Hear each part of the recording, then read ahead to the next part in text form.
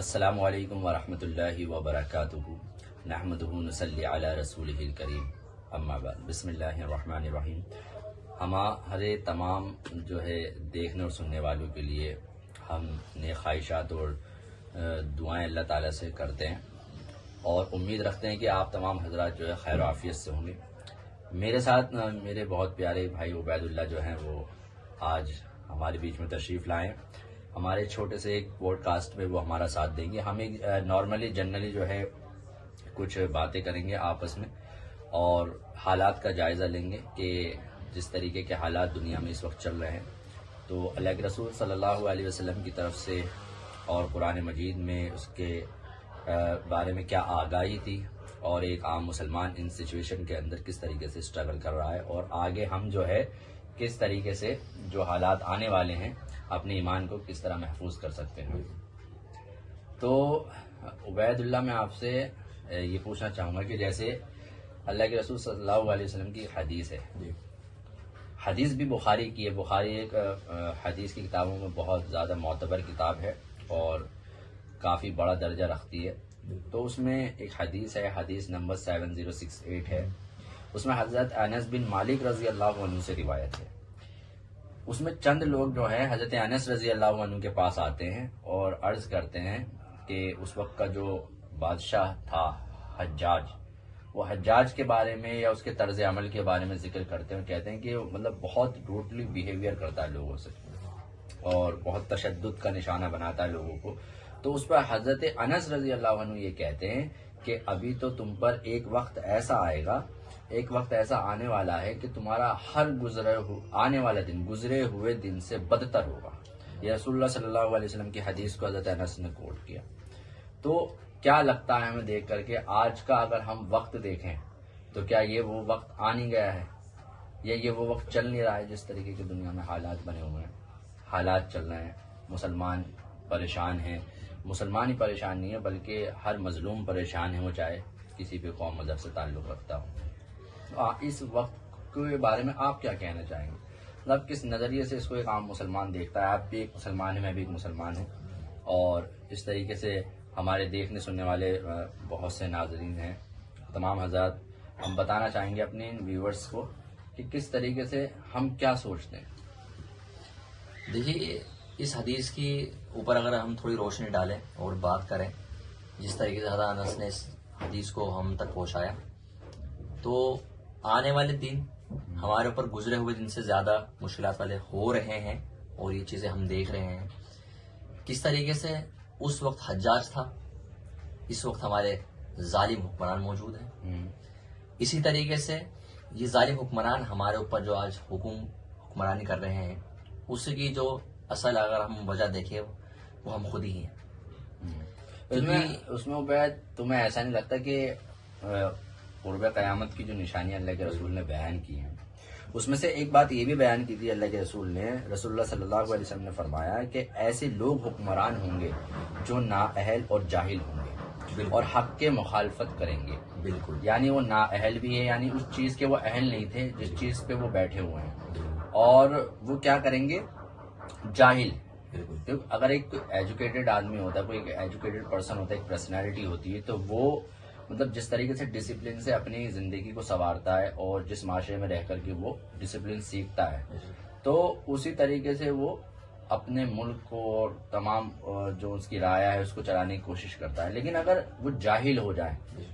تو پھر وہ اپنی منمانی کرتے ہیں اور پھر جس طریقے کی حرکت جو ایک انسانیت کے لیے ٹھیک نہیں ہے، خطرہ ہے، اس طریقے کی وہ باتیں کرنا شروع کر دیتے ہیں اور اسے طرز عمل میں لانا شروع کر دیتے ہیں، تو پھر یہ دنیا کہاں جائے گی؟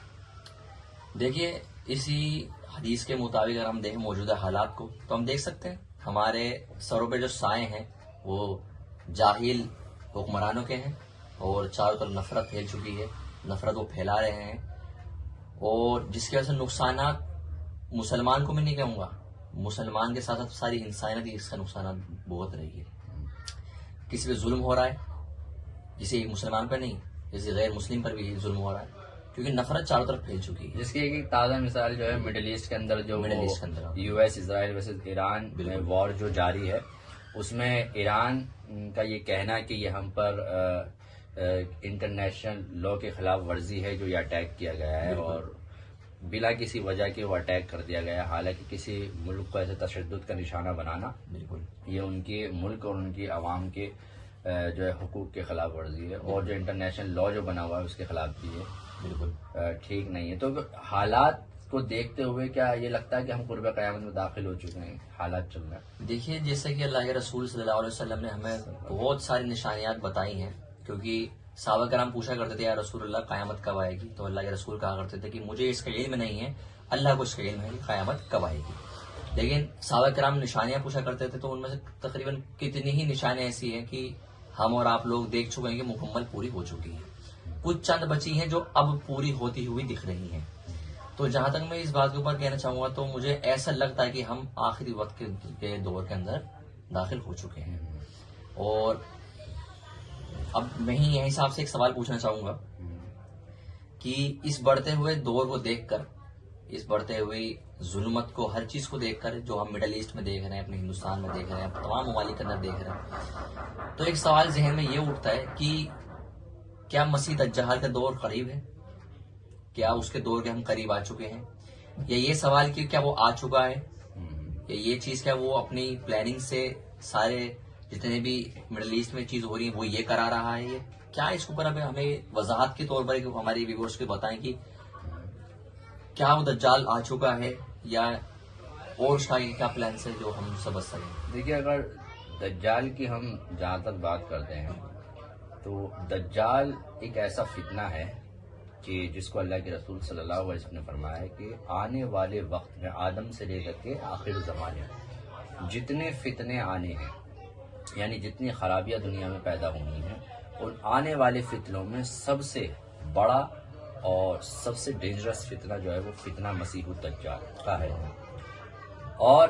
اللہ کے رسول صلی اللہ علیہ وسلم اپنی ہر دعا میں اللہ تعالیٰ سے فتنہ دجال سے پناہ مانگا کرتے ہیں، اپنی ہر دعا میں۔ اور کوئی نبی ایسا نہیں گزرا کہ جس نے اپنی قوم کو اس سے آگاہ نہ کیا، اس فتنے سے آگاہ نہ کیا، وہ اتنا بڑا فتنہ ہے۔ اب جس طریقے کے دنیا کے اندر حالات چل رہے ہوئے ہیں، اچھا دجال جو ہے یہ لفظ دجل سے ہے۔ دجل کے معنی ہوتے ہیں دھوکہ، فریب، یعنی کہ ایک طریقے سے آپ کسی کو دھوکے میں ڈال کر کے کوئی غلط چیز اچھی بتا کر کرواؤ، بالکل ٹھیک ہے۔ یہ اسی طریقے سے آپ سمجھ لیجیے کہ ہر دور میں اپنے اپنے اعتبار سے کیا کہتے ہیں، لوگوں نے سمجھا کہ دجال آ رہا ہے، دجال آ چکا ہے، حالانکہ وہ اس دور کے لیے حدیث نہیں تھی۔ حدیث سے صحیحہ میں اگر آپ دیکھیں گے تو وہ آخر زمانے کے لیے حدیث بیان کی گئی ہیں۔ ابھی جیسے کہ ٹیکنالوجی کا دور چل رہا ہے، اے آئی آ چکا ہے، اچھا دجال کو کچھ خاص اختیارات اللہ تعالیٰ کی طرف سے ہوں گے، جیسے مانے بعض احادیث میں ملتا ہے کہ وہ جہاں کہے گا بارشیں برسائے گا، کیا کہتے ہیں گلے کی پیداوار نہیں ہوگی تو وہ لوگوں کو مطلب غلہ مہیا کرائے گا، جو لوگ اس وقت قحط سے پریشان ہوں گے۔ اچھا یہ بھی بات ذہن میں رکھنے کی ہے، ہم تمام لوگوں کو بتا دیں کہ دجال کے آنے سے 3 سال پہلے جو ہے اس دنیا میں قحط پڑے گا، اور وہ قحط ایسے ہوگا کہ پہلا سال جو ہوگا اس کا 1/3 حصہ جو ہے وہ گلے کا، بارش کا اللہ تعالیٰ اس کو روک دیں گے، پھر سیکنڈ ایئر جو ہے وہ 2/3 رہ جائے گا، پھر بالکل لاسٹ ایئر میں جو ہے وہ 1/3 رہ جائے گا، اور مویشی جو ہے جب